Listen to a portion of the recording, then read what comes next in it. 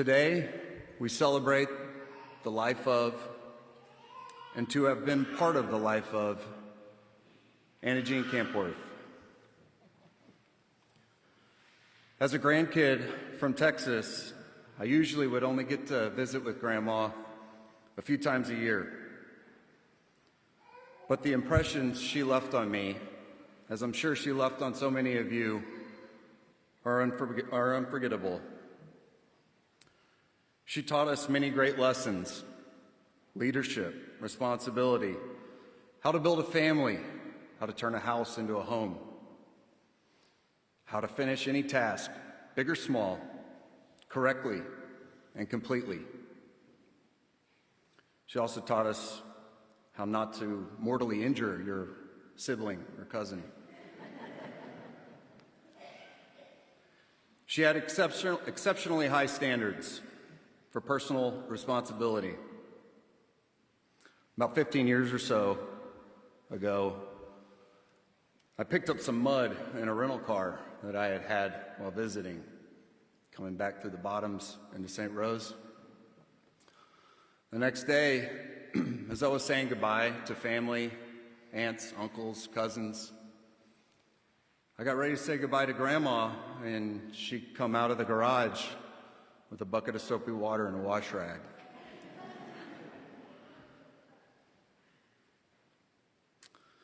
It was not right for me to return that car in that condition.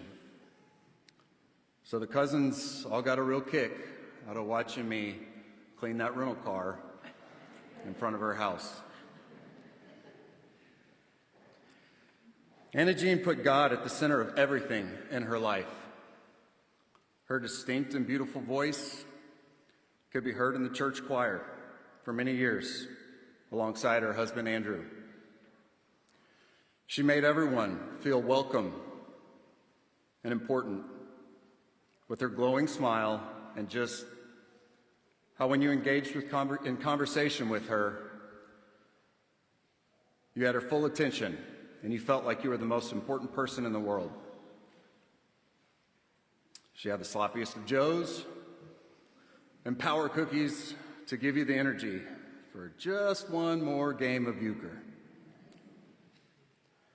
She protected her grandkids from unthinkable things like Grandpa Andrew coming to hang us from her toenails with twine string, basement rugby battles, well, mostly, and even lawn darts. She never seemed to rest, was taking care of her family all of the time. Many tried, many failed, attempting to take over for her so she could break from the cooking or the cleaning or whatever else she was doing to make us all happy. She rarely budged. Making us happy made her happy. She loved her husband, my grandfather Andrew, and she missed him so much. Yesterday, Ryan mentioned to us, how about that Valentine's Day Grandpa's having right now? She loved the farm, she loved playing cards, and during the grandkid boom of the late 1900s and early 2000s, she set the market with the number of quilts she was pumping out of that basement.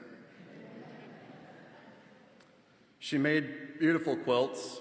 I remember vividly her assembling hundreds of small pieces of fabric, carefully stitching them together to create a beautiful masterpiece. Her quilts were warm, comforting,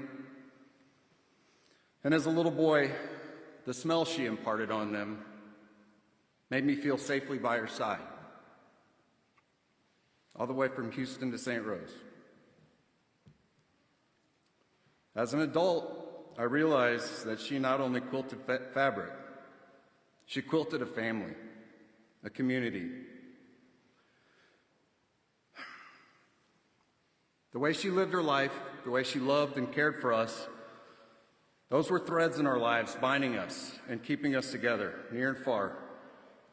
Her faith in God, the beautiful pattern that continues to guide us.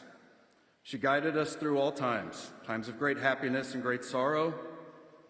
Her memory and life lessons imparted will continue to do so. A strong quilt is not likely bought from Amazon or Walmart. A strong quilt, like a strong family, requires patience, dedication, and the will to bring together in order to make something beautiful. This is no easy task. Wear a thimble.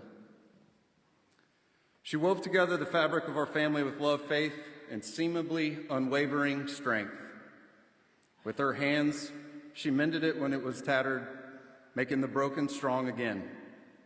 With her heart, she gathered us close, and she knew that just as each piece of fabric has its place in a quilt, every one of us has a purpose and a role, and she made sure we all knew that. As we say goodbye, we are not left with emptiness, but with the warmth of the quilt she made of our lives, a quilt she stitched with memories, with laughter, with love.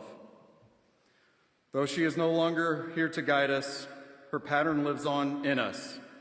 And just as a quilt offers warmth on a cold night, her love will continue to wrap around us for generations to come.